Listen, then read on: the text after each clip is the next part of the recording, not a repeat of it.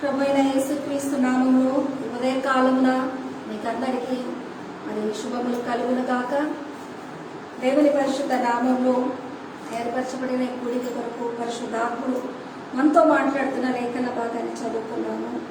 యెషయా గ్రంథము 43వ అధ్యాయము 18వ వచనం.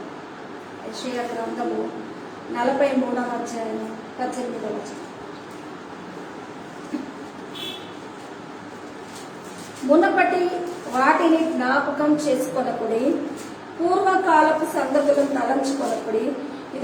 ఇదిగో నేను ఒక నూతన క్రియ చేయుచున్నాను, ఇప్పుడే అది మొలచును, మీరు దానిని ఆలోచింపరా. నేను అరణ్యంలో త్రోవ కలగా చేయుచున్నాను, ఎడారిలో నదులు పారజేయుచున్నాను.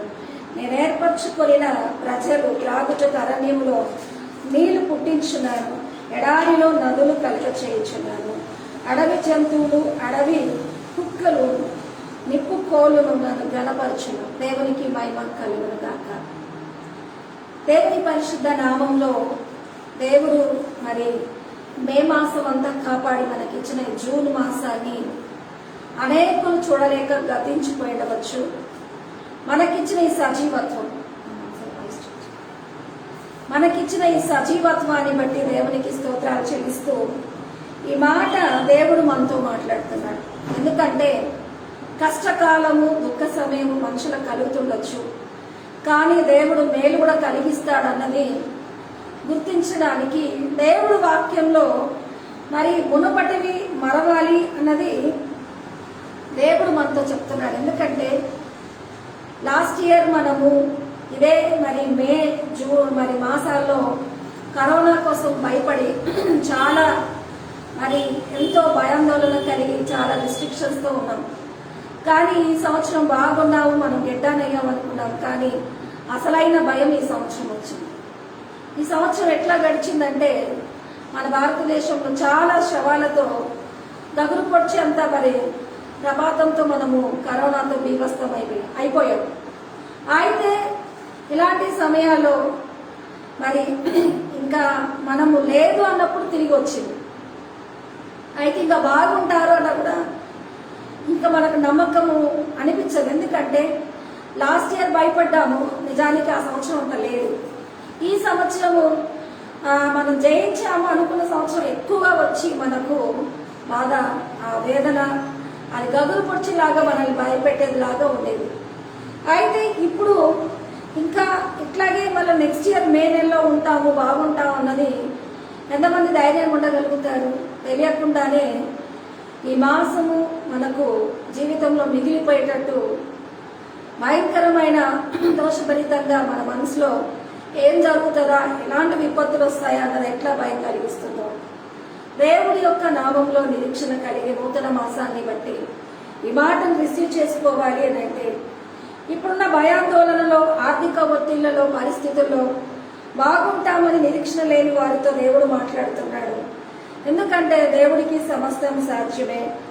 ఆయన సన్నిధిని బట్టి ఈ మాట విడుదలయ్యిందనంటే అది మనం నమ్మాల్సిన వారంగా ఉంటున్నాం. అదేంటంటే మునుపటి వాటిని జ్ఞాపకము చేసుకొనుకుడి, పూర్వపు సంగతులను తలంచుకోకుడి.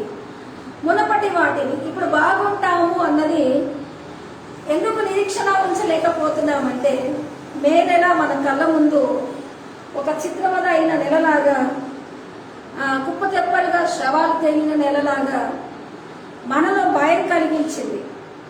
అయితే అది మర్చిపోవడానికి మరవలేని సంవత్సరము, మరవలేని నెల, మనకు ఆ నెల వస్తున్న భయం అట్లాగే ఒంట్లో ఉండిపోయేటట్టుగా అది మనందరినీ భయపెట్టింది. ఏంటంటే మరణము, మన మృత్యు యొక్క ఘోష. అయితే ఈరోజు వాక్యం చెప్తున్నాడు, దేవుడు ఏమంటున్నాడంటే నేను ఏర్పరచుకున్న ప్రజలు మరి త్రాగుటకు అరణ్యంలో నీళ్లు పుట్టించున్నాను, ఎడారిలో నదులను కలగజేయుచున్నాను.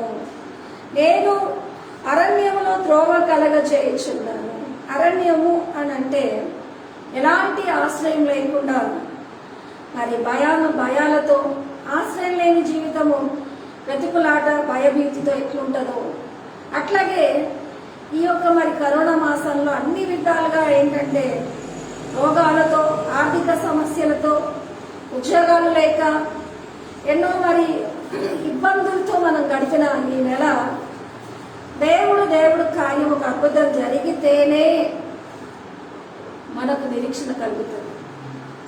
అద్భుతం జరగాలి అన్నది దేవుడు అంటున్నాడు, పాతని మర్చిపోండి అంటే ఈరోజు అద్భుతం ఏంటంటే అరణ్యములో దేవుడు మార్గాన్ని త్రోవను కలుగజేయుచున్నాడు, ఎడారిలో నదులను పారజేయుచున్నాడు. నేను ఏర్పరచుకొనిన మరి ప్రజలు త్రాగుటకు అరణ్యంలో నీళ్లు పుట్టించున్నాను, ఎడారిలో నదులు కలుగజేయుచున్నాను.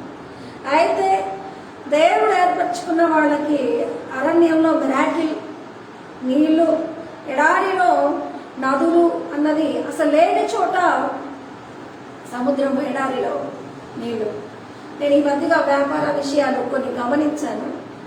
చాలామంది కరోనా సమయంలో మరి అందరికీ వ్యాపారం లేకుండా అటు ఇటు అయ్యారు. కానీ మాస్కులు అమ్మే వాళ్ళకి, శానిటైజర్ అమ్మే వాళ్ళకి, కొన్ని మెడికల్ ఫీల్డ్లో ఉన్న వాళ్ళకి బోల్డంతా మరి ఒక రకంగా చూస్తే జీవితంలో ఎప్పుడు లాని లాభం ఇప్పుడు వచ్చినట్టు వాళ్ళ కష్టాలన్నీ మెడికల్ ఫీల్డ్లో ఉన్న వాళ్ళకి ఇంచుమించు దానికి సంబంధిత వ్యాపారులు కూడా గట్టెక్కినట్టుగా ఏంటంటే మనకు వచ్చిన కష్టాలు వాళ్ళు కడుపు నింపినట్టు అయిపోయి కొన్ని మానవులు ఎట్లుంటుందంటే అరణ్యంలో హంటింగ్ లాగా ఉంటుంది. ఒకటి మరి ఇంకో దానికి బలైందంటే దాని కడుపు నిండుతుంది. అట్లా ఒక ఫీల్డ్లో బాగుంటుంది, ఒక ఫీల్డ్లో బాగుండదు అన్నది ప్రజలు నిస్సహాయత, నిస్సత్తు, మనకుంటున్న కష్ట నష్టాల్లో మరి మాస్కులు అమ్మిన వాడు కూడా పై స్థాయికి వెళ్ళిపోయినట్టుగా అప్పు సమస్యలు తీరిన సాక్ష్యాలు నేను విన్నాను. అయితే దేవుడు మిరాకిల్ని మీరు ఏ విధంగా ఆలోచన చేస్తారు అన్నది ఈ యొక్క క్లిష్టతరమైన మరి పరిస్థితి దేవుడు మనల్ని ఉద్ధరించడానికి దేవుడే అంటున్నాడు, నేను ఒక నూతన క్రియ చేయబోతాను. ఎవరైనా ఊహలో ఉన్నదా ఏం చేయబోతాడు అన్నది? అయితే ఊహ కాదు కదా, ఇప్పుడున్న స్థితి ఎట్లా అన్నది అగమ్య గోచరంగా ఉంది అన్నది చాలా సాగరించి డైలాగులు మాట్లాడుతుండొచ్చు. ఎందుకంటే మనుషుల కష్టాలు ఇంకా ఏ భాష కాదు, ఒకే భాష. అదేంటంటే మేము మా పరిస్థితితో దిగజారిపోయి ఏమైపోతాము అన్నది. బాగుంటే ఎన్నైనా చేయొచ్చు, కానీ ఈ స్థితి దాటిపోతే ఎట్లా అన్నది. హల్లెలూయా. ఇలాంటి పరిస్థితులు మనుషులకు ఎదురై మనుషుల ఇబ్బందులు, ఆటంకాలకు మరి సంతోషము ఉండబోతుంది, కార్యము జరగబోతుంది.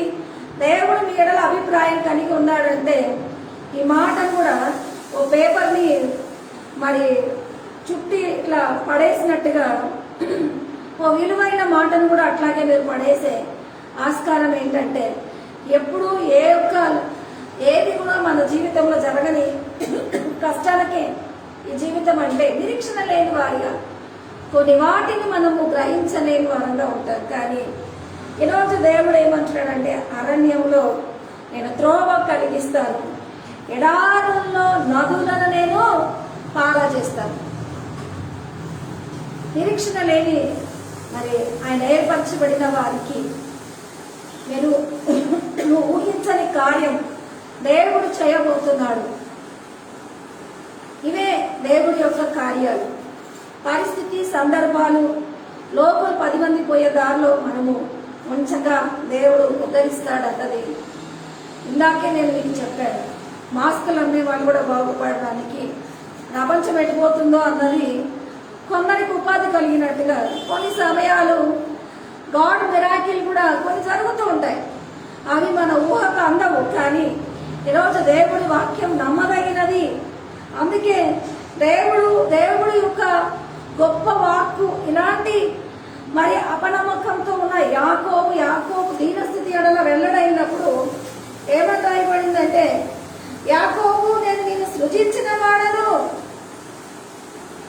ఇశ్రాయేలు నిన్ను నిర్మించిన వాడను అని చెప్తూ నేను నిన్ను విమోచించి ఉన్నానని మాట్లాడాడు. దేవుడు సృష్టికర్తే, దేవుడు నిర్మాణకుడే. కానీ విమోచించే వాడుల దగ్గరే దేవుడికి పెద్ద అభిప్రాయం కల్పించలేని మరి జీవితం ఏంటంటే, విమోచన నోచుకోలేకుండా ఆయన సృష్టికర్త అయినా, ఆయన మరి నిర్మాణకుడైన విమోచకుడు అన్న విషయంలో ఇంకెవరో కొత్త మనిషి కొరకు ఎదురు చూస్తూ ఉంటారు. ఎవరొచ్చి మమ్మల్ని ఉద్ధరిస్తారు, ఎవరొచ్చి మమ్మల్ని ఉద్ధరిస్తారు, ఇంకెవరో కొత్త మనిషి ఎవరొచ్చి మిమ్మల్ని ఉద్ధరిస్తాడు? నిన్ను సృజించిన వాడే, నేను నేరవేర్చిన వాడే, నేను నిన్ను విమోచించాను అన్నది చెప్పినప్పుడు నాకు అనిపించింది, ఒక మనిషిని విమోచించాలి అంటే బ్రతుకు బాటలో ఉంటున్న నేను కూడా బ్రతుకు జటకాబండి అని కొన్ని వాళ్ళ స్టోరీలు మరి నిజమో ఉంటిదో తెలియదు. అక్కడ మరి ఎంత మరి సమస్యలు విని వాటిని న్యాయం తీర్చాల్సిన ఆమె కూడా వాళ్ళతో పాటు, మరి న్యాయం తీర్చాల్సిన జడ్జెస్ కూడా వాళ్ళతో పాటు ఏకమై ఎటు మాట్లాడాలో ఏం మాట్లాడాలో అయోమయంతో ఉన్నట్టుగా ఒక నిమిషం ఆ ప్రెస్టేషన్ చూస్తున్నప్పుడు ఎవరు తీర్చలేనివి చెప్పుకుంటే తీరుతాయా అన్నది, అలాంటివి కూడా ఒక కామెడీ సెక్షన్ లాగే అనిపిస్తుంది. అయితే తీర్చలేనివి అన్నది దేవుడు, నేను నీ విమోచకుడు, నేను విమోచించి ఉన్నానన్నది సృష్టికర్తగా ఉన్నాడు, నిర్మాణకుడుగా ఉంటున్నాడు, కానీ విమోచకుడుగా ఉన్నాడు అన్నది ఎందుకు నమ్మలేను అంటే, మన పుట్టుక మనం ఎరగము, మనల్ని సృజించిన దేవుణ్ణి మనము ధ్యాసలో ఉంచుకోనము. కానీ ఈ పరిస్థితి నుంచి ఎవరు విడిపిస్తారో వారు మాత్రమే మన జీవితానికి ఒక ప్రత్యేకత ఇచ్చి వాళ్ళ మీద గమనాన్ని చూపును మనము కేంద్రీకరిస్తాం. అందుకే దేవుడు అన్నాడు, మరి క్రైస్తవులోనే ఇది రాస్తుందేమో, నేను సృష్టికర్తను, నేను మీ యొక్క నిర్మాణకుడను అంటే మనుషులు ఆ నుంచి ఎన్ని మాట్లాడినా ఇక్కడ మా బ్రతుకులో వచ్చి తొంగి చూసినోడే మాకు రక్షకుడు అవుతాడంటే, బైబిల్లో ఆ వాక్యం నాకు గుర్తుకొచ్చింది. ఎందుకంటే మరి దేవుడు అనేవాడు సృష్టికారకుడైనా నిర్మాణకుడైనా ఈరోజు సృజించిన వాడైనా మనిషి జీవితాలకు కష్టాలకు ఉంటున్న పాత్ర ఏంటంటే, స్పందించి స్పర్శించి స్పృశించి నేను నీకున్నానని చెప్పే మానవుడే కావాలనుకోవడంలో మనిషి కష్టాలు, నిరీక్షణ లేని, అదృశ్యతను చూడలేని మరి వాటి బట్టి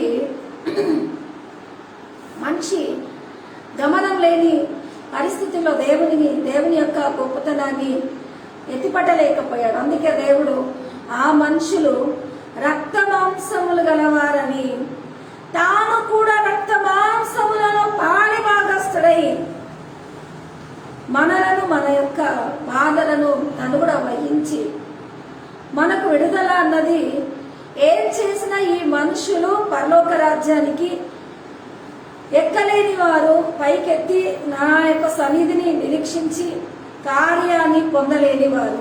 కాబట్టి నిత్యం వీళ్ళ దగ్గర మరి సైతాను బలానికి ఎప్పుడు ఏం దొరుకుతుంది? తావు దొరుకుతూనే ఉంటది. మనుషుల యొక్క పరిస్థితి ఏ విధంగా ఉంది అని అంటే, ఎప్పుడు సాతాను ఎరలో పడ్డము, బాధపడ్డము, ఏది చేయకూడదు అదే చేయడము. నేను కొన్ని జనరేషన్లో చూశాను. నాతో ఒక యవనస్తుడు మాట్లాడాడు, మా నాన్న తాగుపోతూ మా నలుగురు పిల్లలకు జీవితం ఇవ్వలేక మేము అన్ని పరిస్థితుల్లో మేము చాలా బాధపడ్డామని నాతో సమస్య వెళ్ళపుచ్చుకున్నప్పుడు నేను అనుకున్నాను, అప్పా జీవితాన్ని ఎరిగిన బిడ్డ అనుకొని ఇలాంటి యువకుడు ఇప్పుడే అన్ని తెలుసుకున్నాడంటే ఈయన కుటుంబానికి కూడా ఏదైనా చేయగలుగుతాడు అని అనుకున్నాను. కానీ అలాంటి ఆయన జీవితంలో చూస్తే ఇద్దరు పిల్లలకు కూడా జీవితం లేకుండా అదే తాగుడుతో మళ్ళీ అదే బందీ జీవితంలో ఉన్నప్పుడు చూస్తే మరి ప్రతి ఒక్కరూ మరి ఎన్ని గ్రహించినా ఎన్ని తెలుసుకున్నా జీవితానికి వస్తే అదే దోషాలు, అదే మార్గము, అదే పరిస్థితి, అదే మరి కుటుంబము, అదే మరి విధానాన్ని కలిగి ఉండడము. ఎవరైనా మారుతారేమో, మానవులను ఎవరు మార్చలేరు అన్నది ఈరోజు మానవులు ఎప్పటికి ఉండాల్సిన మారని జీవుల్లాగా మిగిలిపోవడము. దేవుడు మరి వీరి కొరకు దిగి రావడం అన్నదే హల్లెలూయా. ఖచ్చితంగా మానవుల పక్షాన ఒక నిర్వచనం ఏంటంటే ఎప్పటికీ వీళ్ళు పరలోక సన్నిధిని ఎక్కిపోలేరు అన్నది. ఆయనే మన కొరకు విజ్ఞాపన చేశాడు, ఆయనే మన కొరకు మరణించాడు, ఆయనే మన కొరకు మరి ప్రయాసను వచ్చాడు, ఆయనే మనల్ని ఉద్ధరించాడు, ప్రేమించాడు, మరణించాడు, మరి ఉద్ధరించాడు, విమోచించాడు, అన్ని ఆయనే చేశాడు. ఆయన విజ్ఞాపన చేస్తున్నాడంటే ఏ స్థితిలో మన పాత్ర లేకుండా మనల్ని ప్రేమించి తన స్థాయిలో నిలబెట్టుకోవడము. దేవుడు ఎంత బలహీనమైన దౌర్బల్యులు మనుషులని మన పరిస్థితిని ఎరిగి మనల్ని ఉద్ధరించిందే ఈరోజు ఈ వాక్యానికి కొంచెం ఓపిక, ఆ విశ్వాసం హెచ్చించే వారంగా ఉన్నాం మనం. అయితే ఆ యొక్క విషయంలోనే నేను విమోచించి ఉన్నానంటే నేను యాకోబు జీవితాన్ని కూడా తేరిపారి చదువుకుంటున్నాను.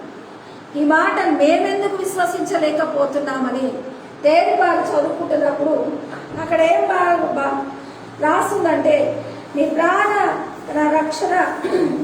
రక్షణ క్రయధనము కొరకు ఐగుప్తును, నీకు బదులుగా కూషును షెబాయిని నేను ఇచ్చాను. అయితే నీ ప్రాణ రక్షణ అన్నది హల్లెలూయా 3వ వచనంలో, యెహోవానగు నేను నీకు దేవుడను, ఇశ్రాయేలు పరిశుద్ధుడైన నేనే నిన్ను రక్షించువాడను, నీ ప్రాణ రక్షణ క్రయధనముగా ఐగుప్తును, నీకు బదులుగా కూషును షబాయిని ఇచ్చి ఉన్నాను అని రాయబడింది. ఏది విమోచన అన్నది? ఈ బతకలేని పరిస్థితి ఏంటి అన్నది ఐగుప్తు, కూషు, షబాయి అంటే మనుషుల్లో బలిష్ఠులైన ఈ యొక్క వీరిని అధిగమించి జీవించలేని ఐగుప్తు నుండి ఈ లోక అధికారానికి గుర్తు. షబాయిలు దీర్ఘదైకులు, మరి బలిష్టమైన రాజ్యాలకు దేవుడు ఈ లోకం వెలకట్టించాడు. హల్లెలూయా. పాతకాలంలో మా నాయనమ్మ దినాలలో మాకు చెప్తుండేదన్నమాట. ఇప్పుడంటే డబ్బులు ఉన్నాయంట, అప్పుడంట వాళ్ళ దగ్గర మరి విత్తనాలే ఉండేటివంట. అయితే వాళ్ళు ఏదైనా ఒక వస్తువు కొనాలి అంటే డబ్బులు వాళ్ళ దగ్గర ఉండేది కాదంట మన తాతల కాలంలో. అయితే వాళ్ళు ఏదైనా కొనాలి అని అంటే మరి వాళ్ళ దగ్గర ఉన్న విత్తనాలు కొలిచి ఇస్తే మరి మిఠాయిలు కానీ ఏ వస్తువైనా కానీ వాళ్ళు కొనుక్కోవడానికి ఈ ధాన్యం తీసుకొని వస్తువులు ఇచ్చేవాళ్ళు. అయితే వాళ్ళు ధాన్యం విషయంలో మరి కలిగిన వారుగా ఉన్నారు, వస్తువుల విషయంలో లేని వారుగా ఉన్నారు. ప్రకృతి యొక్క విలువల్లో సమృద్ధి ధాన్యాన్ని కలిగి ఉన్నారు. కానీ ఈరోజు డబ్బు పెట్టిన విలువైన తిండి దొరకని రోజుల్లో ఉన్నారు. శ్రేష్టమైన మరి తిండి దొరకని రోజుల్లో ఉన్నారు. అన్ని కల్తీలతో ఉన్నది. ఈరోజు ఇలాంటి పరిస్థితి పాత దినానికి ఇప్పటికే తేడా ఉంది. అయితే ఆ దినాలలో మనిషికి ఏది ఎదుర్కోలేనిది అంటే భూలోకంలో జీవించాల్సిన ఒక సంపదలో ఈలోక విలువైన ఐగుప్తును, ఈలోక విలువైన కూషును, షబాయిని వెలగా చెల్లించి మరి విమోచించాను అన్నది మన జీవిత భత్యాన్ని, ఈలోక విలువల్ని దేవుడు సమకూర్చి ఇచ్చడానికి. హల్లెలూయా.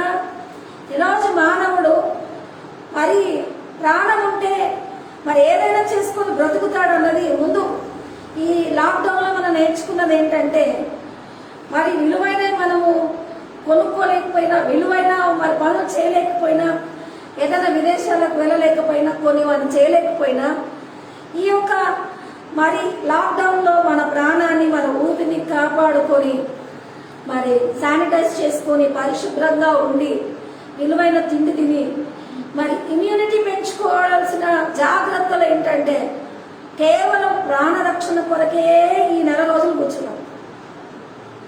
బ్రతికితే ఏదైనా చేసుకోగలుగుతాం అన్నది. ముందు ప్రాణం లేకపోతే కోట్లున్నా ఏం చేసుకోలేదు. అలాంటి వాళ్ళు భూమి మీద ఎంతమంది వెళ్ళిపోయారు. అయితే ప్రాణంతో ఉన్న పోలిక ఇంకా దేనికి ఉండదు. అందుకే భూమి మీద నూకల బలం అంటారు. దేవుని ప్రియబిడ్డ, ఈ యొక్క మాటల్లో దేవుడు మన ప్రాణానికి తన వెలకట్టాడు అన్నది కొత్త నిబంధనగా ఆయన రక్త ప్రోక్షణతో మన ప్రాణానికి వెల చెల్లించాడు. అయితే పాపం వల్ల వచ్చి జీతం మరణం. అందరికీ జరగాల్సిన విషయంలో నీకు నాకు కూడా జరగకుండా ఉండడానికి మన ప్రాణానికి దేవుడు వెలకట్టాడు అని అన్నది అపోస్తలుడైన పౌలు ఒక మాట అంటాడు, చావైతే లాభం బ్రతికుట క్రీస్తు కొరకు. ఎందుకంటే వెల చెల్లించబడిన భారమైపోయాం కాబట్టి. మరి బ్రతికిన ప్రభు కొరకే, చనిపోయిన ప్రభు కొరకే అంటే ఆయనలో బ్రతికున్నప్పుడే దాఖలైపోయాము, సమకూర్చబడ్డాము. కాబట్టి ఏ విషయమైనా దిగులు లేదు అన్నది, ఏదైనా లాభమే అని చెప్పడానికి మన వెల దేవుడై యెహోవాని క్రీస్తు అయి ఉన్నాడు. మన ప్రాణ క్రయధనం ఆయన చెల్లించి తన రాజ్య సంబంధులుగా మనల్ని బ్లెస్ చేసి ఉన్నాడు. అందరూ ప్రైజ్ లార్డ్ చెల్లిద్దాం. హల్లెలూయా, హల్లెలూయా, హల్లెలూయా. పరిశుద్ధాత్ముడు ఇలాంటి శ్రేష్టమైన మాటతో మనల్ని పలకరిస్తూ మాట్లాడుతున్నాడు. ఏంటంటే చక్కని మాట 44:23లో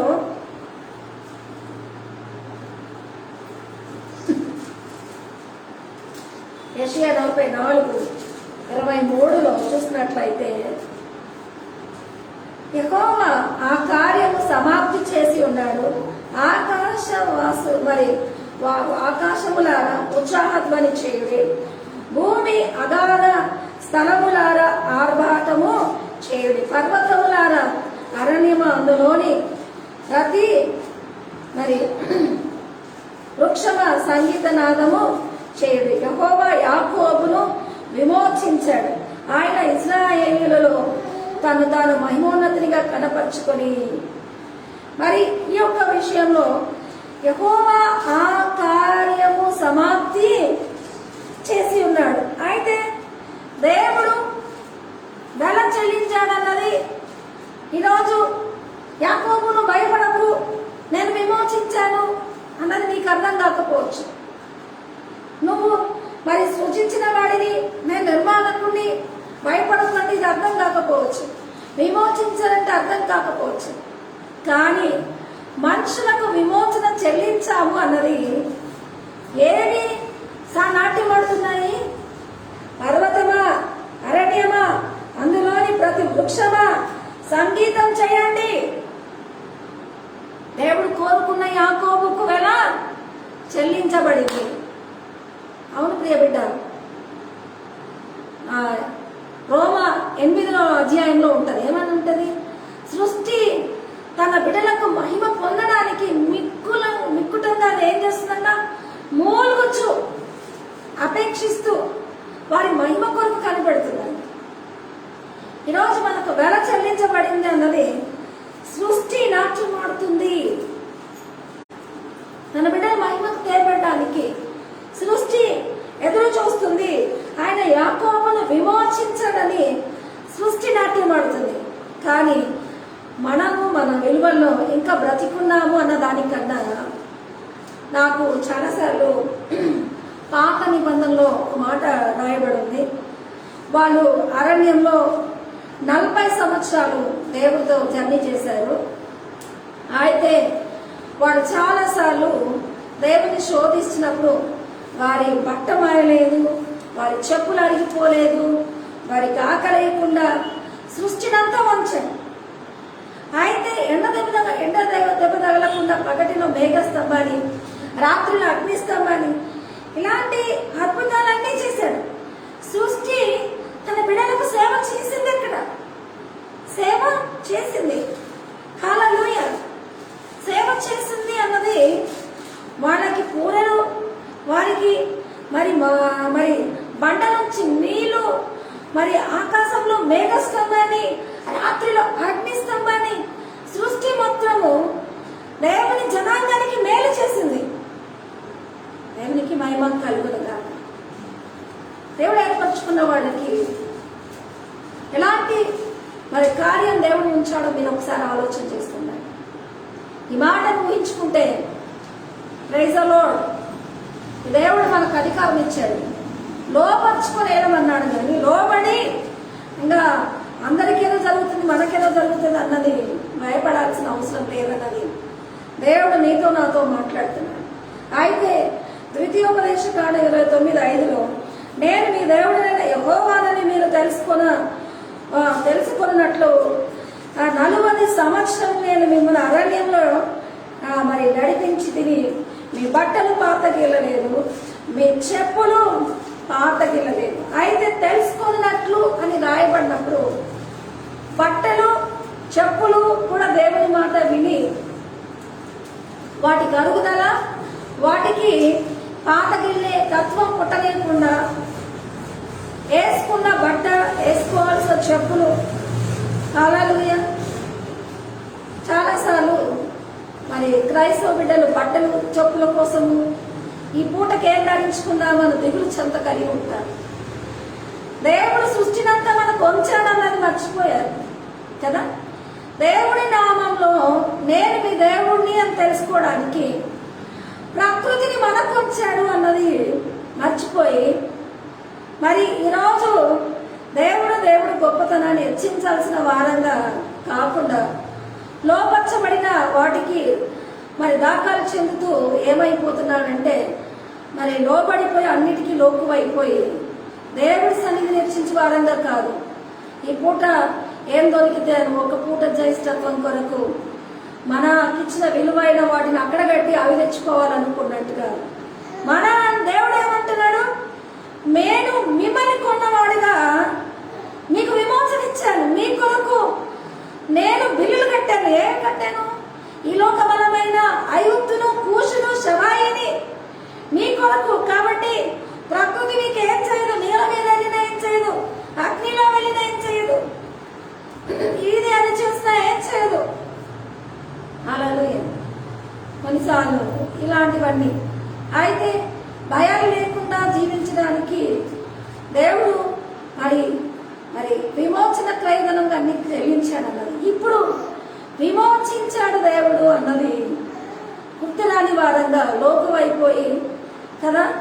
ఆ అన్న ఆకుకూర తల్లి అంటాం, ఈ అన్నాన్ని ఏదో పేర్లు పెట్టి పిలుస్తాం. ఈ పూట దొరికితే అని వీటికి విలువిస్తాము. ఆ దేవుడు ఎక్కడున్నాడో ఏం చేస్తున్నాడో మాకు ఈ పూట దొరికితే చాలరా అంటాం. హల్లెలూయా. ఒక చోట ఒక సేవకుడు వేగంగా పరిగెత్తుతున్నాడు. ఎందుకంత వేగంగా, ఏమైనా యాక్సిడెంట్ అయితే ఎట్లా అంత వేగంగా పరిగెత్తున్నాడు అంటే ఎక్కడో మరి కూరగాయలు ఇస్తున్నాడు, కూరగాయలు ఏదో భోజన విలువలు. అయితే వాటి కూరకి ఎట్లా వేగంగా పోతున్నాడంటే గాలో ప్రాణం పెట్టిపోతున్నాడు. ప్రాణం ఉంటేనే కదా తీసుకొచ్చుకొని అనుకుంటాను. ఈ పోయే లోపల ఈ ప్రాణం పోతే హల్లెలూయా. వీటిని చూసే కళ్ళు ఏర్పడ్డాయి కానీ దేవుని చూసే కళ్ళు మూసుకుపోతున్నాయి. హల్లెలూయా. ఈరోజు దేవుని సన్నిధికి ఇవ్వాల్సిన ప్రత్యేకతను మనం కోల్పోయినందుకే దేవుడు ఇలాంటి పనిష్మెంట్లు ఏంటంటే ఆ రోజుల్లో కూడా ఇవన్నీ ఎందుకు చేస్తున్నారు మిరాకిల్స్ అంటే నేనెవరో మీరు తెలుసుకోవాలి. ఇది తెలుసుకోలేకే, ఆయన విమోచన ఎరగలేకే మనం ఆయన సన్నిధిలో బలహీనులుగా ఉండి దేవుడు ఎక్కడున్నాడని తడుములాడుకునేవారుగా, నిరీక్షణ లేని వారుగా ఉంటున్నాడు. అయితే ఆయన అంటున్నాడు, నేను అద్భుతాన్ని చేయబోతున్నాను, అరణ్యంలో మార్గాన్ని ఏర్పరుస్తాను. మరి యెహోషువ 14:10లో ఏమని రాయబడింది? యెహోషువ 14:10లో అరణ్యంలో నడిచిన ఈ 45 ఏళ్ళు ఆయన నన్ను సజీవునిగా కాపాడి ఉన్నాడు. ఇదిగో నేను ఎప్పుడును ఎట్లున్నానంట యెహోషువ 14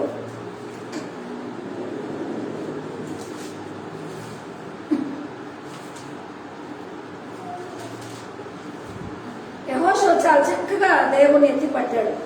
14:10వ వచనంలో యెహోవా సెలవిచ్చినట్లు యెహోవా మోషేకు ఈ మాట సెలవిచ్చినప్పటి నుండి ఇజ్రాయేలు అరణ్యములో నడిచిన ఈ 45 ఏళ్ళు, హల్లెలూయా, ఇజ్రాయేలు అరణ్యములో నడిచిన ఈ 45 ఏళ్ళు ఆయన నన్ను సజీవునిగా కాపాడి ఉన్నాడు.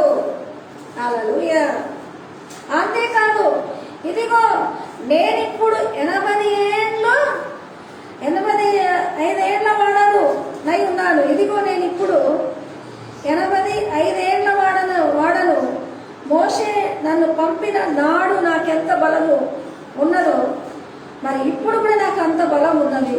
యుద్ధం చేయటకు కానీ వచ్చటకు కానీ నాకంత బలము ఉన్నది అన్నది మోషే పంపించిన రోజు నుంచి ఇప్పటి వరకు 45 సంవత్సరాలు మరి నన్ను పిలిచినప్పుడు ఈరోజు 80 ఏళ్ళు గలవాడను, అదే బలం కలిగి ఉన్నాను అని అంటే ప్రకృతి పరంగా మాట్లాడా, దేవుని పరంగా మాట్లాడా? బైబిల్లో ఒక మాట ఉంది, నిన్న నేడు రేపు ఏకరీతిగా ఉన్నామని. హల్లెలూయా. అయితే నన్ను సజీవునిగా కాపాడి ఉన్నాడు అని ఒప్పుకున్నాడు. ఎన్ని ఇంట్లో వచ్చినాయి, ఎన్ని మిద్దలు వచ్చినాయి, సొంత ఊరికి వచ్చినావా, సొంత ఊరికి వస్తే ఒట్టిగానే పిలిచాడా, ఒక రూమ్ ఇచ్చి పిలిచాడా, 4 ఇళ్ళు ఇచ్చి పిలిచాడా? జగన్ మనవాడైతే గెలిస్తే మనకి ఎన్ని ఇళ్ళు ఇచ్చాడు? ఇట్లా మాట్లాడుకొని 5,000 ఇస్తున్నాడు కదా, ఇట్లా మాట్లాడుకునే వాళ్ళు ఉన్నారు. కానీ నన్ను సజీవుడిగా ఉంచాడు. ఇదిగో నేను ఇప్పుడు 85 ఏళ్ల వాడను. మోషే నన్ను పంపిన నాడు నాకు ఎంత బలము నేటి వరకు నాకు అంత బలము. యుద్ధము చేయటకు కానీ నేటి వరకు నాకంత బలం అంటే వచ్చటకు పోవచ్చు ఉండటకు కానీ నాకెప్పటికీ ఉన్నట్లుగా బలము ఎప్పటి వలే ఉన్నదని దేవుడులో ఒప్పుకుంటున్నాడంటే యుద్ధం చేయడానికి అప్పుడు ఇప్పుడు ఎప్పుడు ఎల్లప్పుడు ఆ మాటలు కలుపుతూ కలయికతో చెప్పింది ఏంటంటే ఒకేలాగా ఉన్నానన్నది భేదాభిప్రాయాలు లేకుండా ఏకాభిప్రాయం దేవుని యందు కలిగి ఉంటే వయసు ఎక్కడ పోతుంది, బలం ఎక్కడ పోతుంది, ఇవన్నీ ఎక్కడ పోతుంది? ఒక యంగ్స్టర్ మంచి చైర్ మీద కూర్చొని చాలా మరి ఆకర్షణీయుడుగా మాట్లాడాడు. అయితే ఆ యంగ్స్టర్ ఎట్లా మాట్లాడాడు అంటే జీవితంలో చిన్న చిన్న చిట్కాలు చాలా నైపుణ్యంగా చెప్తున్నాడు. నేను అనుకుంటున్నాను ఈ బిడ్డ బ్రతకడానికి చక్కని వాయిస్ని, చాలా టైంతో మరి మాట్లాడడాన్ని, చక్కని స్మైల్ని, మళ్ళీ అంతేకాదు అంత యాక్టివ్గా ఉండడాన్ని, ఈ బిడ్డకి జీవనోపాధి మంచి జరుగుతుంది, ఇలాంటి యూట్యూబ్లు చేసుకొని బ్రతికేస్తాడు, ఇలాంటి అబ్బాయి జీవితంలో మంచి సేద్యగాడిలాగా ఉంటాడని నేను అనుకున్నాను. అయితే ఆయన ఏం చెప్పాడంటే ఆ పిల్లోడు పాత దినాలలో ఒక విషయాన్ని మనం గమనించలేక ఉన్నాము. వేకునే లేచినప్పుడు మనలో ఏదో విడుదలవుతుంది. మరి అది సైన్స్ పరంగా ఏదో చెప్పాడు.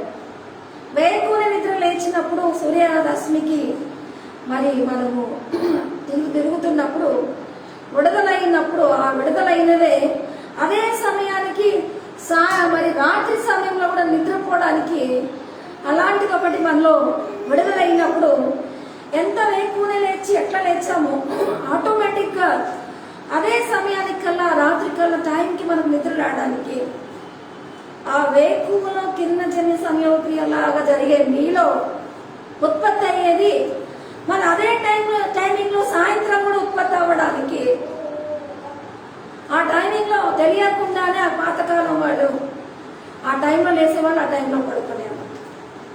టైంలు, వాచీలు, అలారంలు లేవు. అయితే వాళ్ళకున్న ఆరోగ్యాలు ఎంత గొప్పవి. అయితే ప్రకృతిలోనే మన ఆరోగ్యాలు ఉంచాడు అన్నది మళ్ళా పాత దినాల్లో ఉంటున్న జాగృతి ఈరోజు రీసెర్చ్ పరంగా మళ్ళీ చెప్పడానికి అప్పట్లో మరి ఉదయాన్నే లేచి మరి ఎండకి పనిబాట్లు చేసుకోవడానికి వెళ్ళడము, వాళ్ళు తిరిగి పడుకునే ఒక సమయాన్ని కూడా ఆ సూర్యుని వెలుతుల్లో వాళ్ళకు జరిగేది కూడా ఆ ఉదయంలోనే రాత్రికి కావాల్సిన నిద్ర కావలసిన మరి ఉత్పత్తి చేయాల్సిన వాటికి కావలసినది మెదడులోనే ఉంది అన్నది ఈరోజు ఆర్టిఫిషియల్ లైఫ్కి వెళ్ళిపోయి మన నిద్ర, మన బతుకు, మన విలువలు మనమే మేలుకొల్పి బతికించుకునేలాగా మనం ఎక్కువ జ్ఞానాన్ని సంపాదించుకొని నిజానికి మనము మన జీవితంతో మన చేతులతో మన జీవితం వదిలేసిన వారం అయిపోయింది. హల్లెలూయా. కాబట్టి దేవుడు సృష్టిలోనే మన జీవితం అంతా ఆల్రెడీ పెట్టేశాడంటే మన జీవితానికి మరి యాకోబుతో అన్నాడు, నేను నిన్ను విమోచించాను, నీ వెల ఆల్రెడీ చెల్లించాను, నువ్వు భయపడద్దు అన్నాడు. మరి నీ కోసం నేను ఐగుప్తును, కూషును, షబాయిని నేను చెల్లించేశాను. నువ్వు అగ్నిలో పడినా నీళ్ళలో ఉన్నా నీకేం జరగదు. ఈరోజు వెదర్లో మనకు కావాల్సినవి ఇచ్చేసాడు అన్నది. మనం దాన్ని దుర్వినియోగపరుచుకున్నది ఏంటంటే సొంత జ్ఞానం, సొంత తెలివి, మరి లేజినెస్ని వాడుకోలేని మరి దిమ్మర్లు అయిపోయి ఈ మధ్య కూడా నాటు వైద్యం మళ్ళీ పనిచేయడం మొదలుపెట్టిందంట. మళ్ళీ వెనకటి దినాలు. ఎందుకంటే దేవుడు సమస్తాన్ని ఏలమని ఇచ్చాడు, మనమే వాటిని లోపరుచుకోకుండా ఇట్లా ఏంటంటే మన విలువలు మనం చేజార్చుకున్నాం. అయితే దేవుని ప్రియ బిడ్డ, ప్రకృతిలో మన విలువలు ఏ విధంగా ఆల్రెడీ నిర్ణయించాడో, ఈరోజు మరి కష్టం ఎట్లుందో దానికి మరి ఫలంగా దేవుడు సుఖం కూడా ఇచ్చేశాడు. ఆమేన్. కాబట్టి నమ్మాల్సింది ఏంటంటే ఈరోజు కష్టపడుతున్నావు అన్నది నేను త్రోవ కలిగిస్తానన్నది కూడా దేవుడు చెప్తున్నాడు. అయితే కష్టం వచ్చినప్పుడు మరి ఎంతో భయపడిపోయి ఇంకా సుఖం లేదేమో అని కరోనా కాకపోయినా కరోనా అనుకొని చచ్చిపోవడానికి, నివృత్తి లేదనుకొని చనిపోవడానికి, అయితే దేవుడు విడుదల కార్యము కృప భూమి మీద తీసేయలేదన్నది అన్ని విధాలుగా దేవుడు మనల్ని ఉద్ధరించడానికి, ఈరోజు అరణ్యంలో త్రోవ చూపించడానికి, నిన్ను నన్ను దేవుడు ఆదరించడానికి కృప చూపిస్తున్నాడంటే అది ఆర్థికంగా కానీ, అది రోగాల పరంగా కానీ, అది కష్టాల పరంగా కానీ. నేను చెప్పాను కదా, మరి నిద్ర కోసం ఉదయాన తగిలే ఎండలోనే రాత్రి టైంకి విడుదలయ్యేది దేవుడు వెదర్లోనే పెట్టాడంటే, మరి కష్టం తగిలినప్పుడు సుఖం ఇచ్చేది కూడా దాని వెంటనే ఉంటుందన్నది. వెలుగు రాత్రులు ఎట్లున్నాయో కష్ట సుఖాలు కూడా జీవితంలో ఇస్తారన్నది. కష్టపడుతున్న ప్రతి బిడ్డకు ఈ వాక్యం నిరీక్షణగా ఒక్క నిమిషం ఓర్చుకుని ప్రభు వాగ్దానాన్ని రిసీవ్ చేసుకుని ఆయనకు మహిమగా జీవించి ఆయనను మహిమపరచాల్సిన వారంగా ఉండాలని దేవుడు కోరుతున్నాడంటే, హల్లెలూయా. చక్కగా యెహోషువలాగా మాట్లాడాల్సిన వారమే. ఆ రోజు ఎంత బలం ఉందో ఈ రోజు నాకు అంతే బలం ఉంది. ఆమేన్. ప్రత్యున్యాయము మరి పునరుత్పత్తి అన్నది దేవుడి యొక్క మరి సూర్యునికే కిరణజన్య సంయోగతిగా అంటే ప్రకృతినంతా మరి అందులోనే అన్ని చేస్తుందంటే ఈశ్వరుడు ఆగిపోయిన దేవుడు ఆగిపోని తన పునరుత్పత్తి నీ మీద నా మీద ఆ కష్టాలలో దిగజారిపోకుండా దేవుడు వెలుగు సంబంధంగా మనం దీవించబోతున్నాడు. హల్లెలూయా చెప్తాం, హల్లెలూయా చెప్తాం, హల్లెలూయా చెప్తాం. చాలా దేవుడు అప్పుడు 32వ వచనము 16వ వచనంలో అరణ్యంలో ఫలభరితం అన్న దగ్గర యెషయా 32వ అధ్యాయం 16వ వచనంలో నేను చదువుతాను. అప్పుడు న్యాయం అరణ్యంలో నివసించును, ఫలభరితమైన భూమి నీతి గలదగును. ఆమేన్. న్యాయం ఎక్కడి నుంచి నివసిస్తుందంట? అరణ్యంలో. దేవుడు కార్యం చేయడానికి కష్టాలలో మీరు నిరీక్ష లేని వారిగా ఉంటారు. కానీ మీ కష్టాలు న్యాయయుక్తమైనవైతే ఆ న్యాయాన్ని మరి కోసం ఆ కష్టాలని భరించారు. మీరు ఆల్రెడీ ఆ న్యాయాన్ని నిలుపుకున్నారు కాబట్టి హల్లెలూయా. అందుకే న్యాయం ఎక్కడ అక్కడ పైనుంచి దేవుడు విడుదల చేస్తే డైరెక్ట్ గా న్యాయయుక్తంగా ఎవరు కష్టాలు పడతారో కరెక్ట్ గా అలాంటి కష్టాలు లాంటి అరణ్యం లాంటి బీభత్సంగా ఉన్న వారికే వెళ్ళి నిలబడి హల్లెలూయా వారి పక్షాన ఆ న్యాయం ఫలభరితంగా ఉంటుందని దేవుడు చెప్తున్నాడు. ఆమేన్, ఆమేన్, హల్లెలూయా. అంతేకాదు వాక్యం ఏమంటుందంటే 43:11 యెషయాలో, నేను యెహోవా, నేను తప్ప వేరొక రక్షకుడు లేడు అని దేవుడు చెప్తున్నాడు. 43:11 వచనంలో నేను యెహోవాను,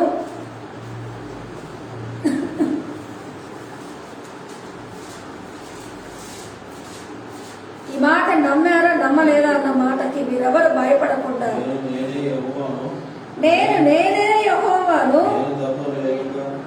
నేను తప్ప వేరొక రక్షకుడు లేడు, ప్రకటించువాడన నేనే, రక్షించువాడన నేనే, దానిని గ్రహింపజేయువాడన నేనే, నేను అన్య దేవతయు మీలో ఏ అన్య దేవత మీలో ఉండి ఉండలేదు, నేనే దేవుడను, మీరే నాకు సాక్ష్యము. ఇదే యెహోవా వాక్కు. నేను నేను అన్నది ఎవరు చూడకుండా అర్ధాంతరం అయ్యే జీవితం కాదు. దేవుడు ద్వారం తెరుస్తాడు, మీకు కార్యం చేస్తాడన్నది.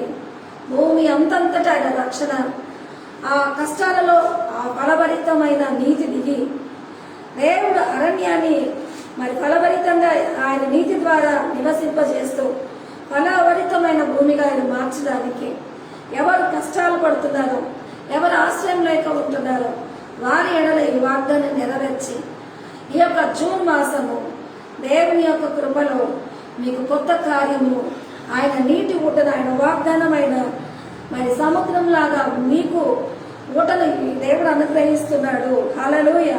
అందుకే వాక్యంలో మన ఎడల ప్రత్యక్షం కాబోవు మహిమ ఎడల ఇప్పటి కాలపు శ్రమలు ఎన్న తగినవి.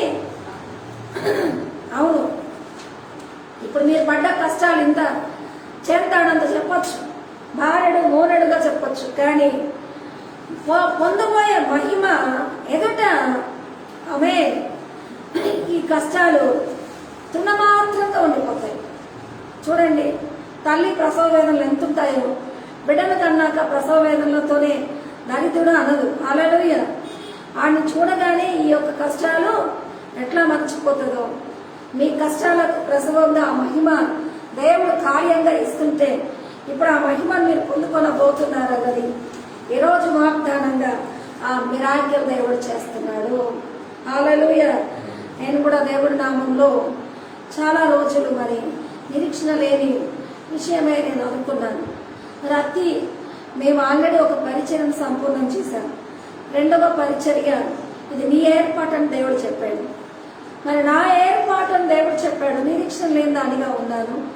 అయితే దేవుడు చక్కని మరి మరి నేలను మాకు అనుకూలమైన మేము తీర్చుకోగలిగిన విధంగా మాకు దేవుడు ఇస్తానని దేవుడు చెప్పాడు. నేను అన్నాను, తీర్చుకోగలిగిన విధంగా మనకు అనుకూలమైన విధంగా మరి అది ఇస్తున్నారేమో కానీ ఈ నెలకు రెంట్ కట్టడానికి నా దగ్గర డబ్బులు లేవు ప్రభు అని ప్రార్థన చేశాను. అయితే నేను అనుకున్నాను, రోషం తెచ్చుకున్నాను, కొంచెం గాలి నింపుకున్నాను, కొంచెం వైరాగ్యం పెంచుకున్నాను.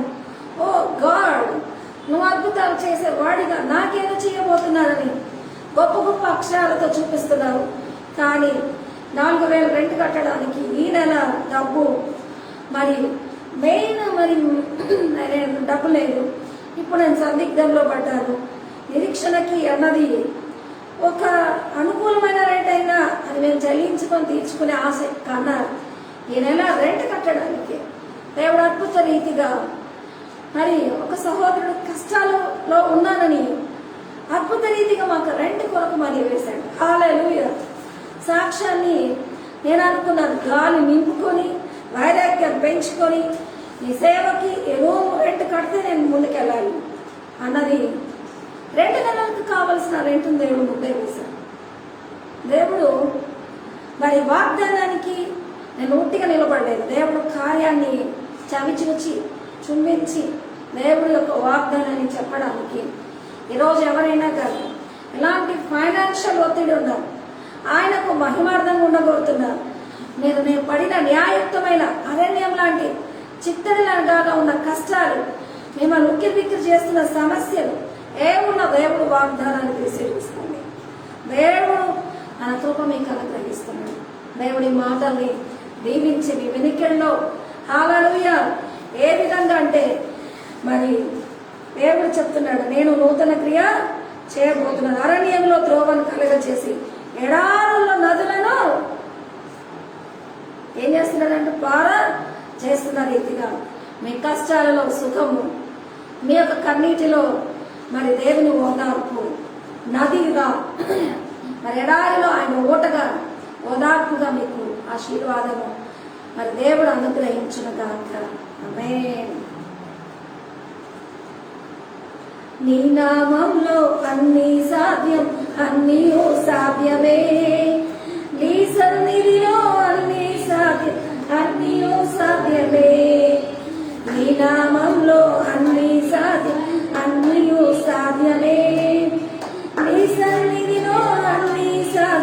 అన్నీయు సాధ్యమే, నీకు సాధ్యం, సర్వం సాధ్యం, నీకు సాధ్యం, సర్వం సాధ్యం, అసాధ్యమైనది లేదు, నీకు అసాధ్యమైనది లేదు. నీ నామంలో అన్నీ అన్నీయు సాధ్యమే, నీ సన్నిధిలో అన్నీయు సాధ్యమే. నోటిలో చేతులు వచ్చెను, రాఘవం నోటిలో మాటలే వచ్చెను. నోటిలో చేతులు వచ్చెను, రాఘవం నోటిలో మాటలే వచ్చెను. అసాధ్యమైనది లేదు, నీకు అసాధ్యమైనది లేదు. నీ నామంలో అన్నీయు సాధ్యమే, నీ సన్నిధిలో అన్నీయు సాధ్యమే. నీ నామంలో అన్నీయు సాధ్యమే, అన్నీయు సాధ్యమే. ఐదుగురు తెచ్చి పైనుండి పడేను, ఐదుగురు తెచ్చి పైనుండి పడేను. చనిపోయి వేసెను, పౌలు ప్రార్థించెను, చనిపోయి వేసెను, పౌలు ప్రార్థించెను. అసాధ్యమైనది లేదు, నీకు అసాధ్యమైనది లేదు. నీ నామంలో అన్నీయు సాధ్యమే, నీ సన్నిధిలో అన్నీయు సాధ్యమే. ఎంతమంది నమ్ముతారు అన్ని సాధ్యమే? నేటి యువతరం జాబ్స్ లేక, చదువుకున్న చదువుకు, కట్టాల్సిన ఫీజులకు, పిల్లల చదువులకు మరి ఆదరణగా ఉండాల్సిన యువతరము మరి మమ్మీ డాడీ డబ్బుల మీద మరి బాధలు పడుతూ కొన్ని విషయాలుగా, అన్ని విషయాలుగా నేటి యువతరానికి ప్రశ్నార్థకమైన మరి ఇట్లా కరోనా అందరినీ మింగేస్తే భవిష్యత్తులో ఎవరు ఉంటారు అన్నది ఇది కూడా భయమే. మరి భూమి మీద ఎన్నో భయాలు ఉండిపోయాయి, భూమి మీద అన్నీ ప్రశ్నార్థకమే అయిపోయాయి. కానీ దేవుడు ఈరోజు నిరీక్షణ ఆధారంగా నీతో నాతో మాట్లాడుతున్నాడు. ప్రకృతి దేవుడు సృష్టి అయి ఉంటుంది, దేవుడే వాగ్దాన భరితుడై ఈరోజు యాకోబు నేను నిన్ను విమోచించాను, ఆ విమోచన ఇంత చక్కగా ఎక్స్ప్లెయిన్ చేయడం జరిగింది. ఈ మాట నీతో కూడా మాట్లాడుతున్నాను, ఎవరు వింటున్నారో వారందరితో మాట్లాడుతున్నాను. దేవుడి కార్యాన్ని ప్రతి ఒక్కరు రిసీవ్ చేసుకొని ఈ ప్రార్థనను ఏకీభవించండి. దైవానికి స్తోత్రం, పరిశుద్ధాత్ముడా రేవందాసి దైవమానికి స్తోత్రం. నీకు అసాధ్యమైనది ఏదీ లేదు. సర్వలోకానికి కారకుడమైన తండ్రి, సర్వ సృష్టిని రూపించిన యేసయ్య, ఈరోజు నువ్వు విమోచించిన యాకోబులాగా నిరీక్షణ లేని నీ యొక్క బిడ్డలకు నీ విమోచన, నీ అద్భుతం, నీ కార్యం, అరణ్యములో త్రోవను, ఎడారిలో నదులను పాత చేయడానికి మిరాకిల్ని సిద్ధపరిచి వారి జీవితంలో ఎంత కష్టాలు పడ్డారో అంతటి కార్యాన్ని చేయడానికి నీ పరిశుద్ధాత్మ ఇస్తున్న ఉద్ధరణ ప్రతి ఒక్కరికి దొరుకులాగా, ప్రతి ఫైనాన్షియల్ గా బాధపడుతున్న వారికి, ప్రతి ఒక్క రోగికి, ప్రతి ఒక్క వ్యాధికి, ప్రతి ఒక్క రుగ్మతకి, ప్రతి ఒక్క పరిస్థితికి నేను విడుదల చేస్తున్నాను.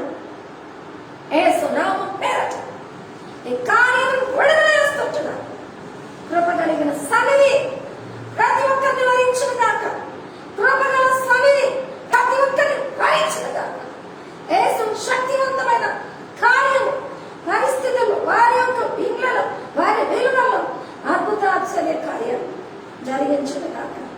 Thank you Lord Jesus. ఏకీభవిస్తున్న సహోదరి నీ సహాయకుని వైపు చేతులు ఎత్తించుండగా కార్యం జరిగించి కృప చూపించు అయా. నీ సన్నిధి మరి చిన్న బిడ్డగా ఉండి ఈ వాక్యం వింటున్న బిడ్డను నియమించి తల్లిదండ్రుల పక్షాన అద్భుతం చేయండి. యేసు నామం పక్షాన ఆమేన్ ఆమేన్. ఎవరైనా మీతో మాట్లాడితే దేవుడి కార్యాన్ని రిసీవ్ చేసుకున్నట్టుగా ఆమేన్ పెట్టండి. ఆమేన్. పరిశుద్ధాత్ముడు కార్యరూపి అయి ఉంటున్నాడు. దేవుడి మాట నిరంతకం కాదు. దేవుడి మాట నిరంతకం కాదు. దేవుడే వాగ్దానం ఇస్తుంటాడు. సర్వకాలం విన్నాడు వరకు కాదు, సర్వకాలము మరి నేను విడనాడును అని దేవుడు చెప్తున్నాడు. నిరీక్షణ లేక పేరెంట్స్ ఇద్దరు పోయారని వెనక్కి వెళ్ళడానికి లేదు. భక్తి మాది ఏమైంది అని ప్రశ్నార్థకమైంది ఈ దినాలలో. సొంత దేవుడిని విడిచిపెట్టదని దేవుడు చెప్తున్నాడు. దేవుడి నామంలో నీ తండ్రి పోయిన నేను నీ పరమ తండ్రిగా నేను పోషిస్తాను. నిరాశ పడద్దు యవనుడా, నిరాశ పడద్దు యవనుడా. నీ తండ్రి పోయినా సంపాదిస్తున్న నీ తండ్రి పోయినా నేను పోషకుడిగా నేను ఉద్ధరించలేనా? నీ తండ్రికి ఇచ్చిన భోగభాగ్యము నేనే కదా, నిన్ను కూడా నేను పోషించలేవుడుగా ఉంటున్నాను. నిరీక్షణ కలిగి ఉండు, నిరీక్షణ కలిగి ఉండు. నేను అద్భుతాన్ని చేయబోతున్నాను. రిసీవ్ చేసుకో, రిసీవ్ చేసుకో, రిసీవ్ చేసుకో. దేవుడు కార్యరూపే ప్రతి పరిస్థితిని మార్చగలుగుతున్నాడు. హల్లెలూయా. చేప కడుపులో షెకెలు ఎనిమిదవ సిక్క. ఈరోజు భూమి విషయంలో నీయన మరి కూషుషబాయిని ఐగుప్తు మరి చెల్లించి మీ కొరకు క్రయధనంగా ఇవ్వబోతున్నాడు. ఈరోజు తన ప్రాణము రక్త మాంసములు గలవారని తాను యాగమై మీకు ఘనత విజయం ఇవ్వబోతున్నాడు. ఆమేన్. తన యొక్క క్రయధనం మీకు వర్ధిల్లును గాక, తన యొక్క కార్యం మీకు వర్ధిల్లును గాక. ఇప్పుడే అద్భుతం జరుగును గాక, ఇప్పుడే కార్యం జరుగును గాక. ఎప్పుడే దీవెన వేస్తుంటున్నాను. రక్త ప్రోక్షణలో ఈ జూన్ మాసానికి ఈ వాక్యము వారి యొక్క విలువలన్నింటిలో అద్భుతాన్ని కార్యాన్ని అవును ప్రభు ఎడారిలో నదిగా అరణ్యంలో త్రోవగా ఈ వాక్యం వారికి వెలుగు చూపించడానికి వాళ్ళు ఏం చేయాలో మీరు నడిపించి ఆ ఉపాధికి, ఆ నడిపింపుకు, ఆ కార్యానికి, ఆ అద్భుతానికి వారిని నీరు కట్టి ఫలింపజేసి ఈ వాక్యము ద్వారా ఈ మాసంలో వారి అద్భుతాలతో తిరిగి మెసేజ్ చేయడానికి ఈ కార్యాలు జరిగించి కృప చూపించండి.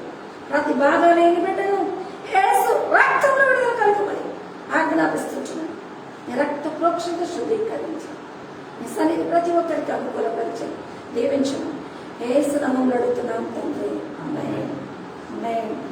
మీరు ఎక్కడున్నా మీరు ఈ వాక్యాన్ని విశ్వసిస్తే ఆమేన్ చెప్తూ ఈ ప్రార్థన ఏకీభవించి మీకు జరిగిన కార్యాలు మరి కింద సాక్ష్యంగా రాయండి.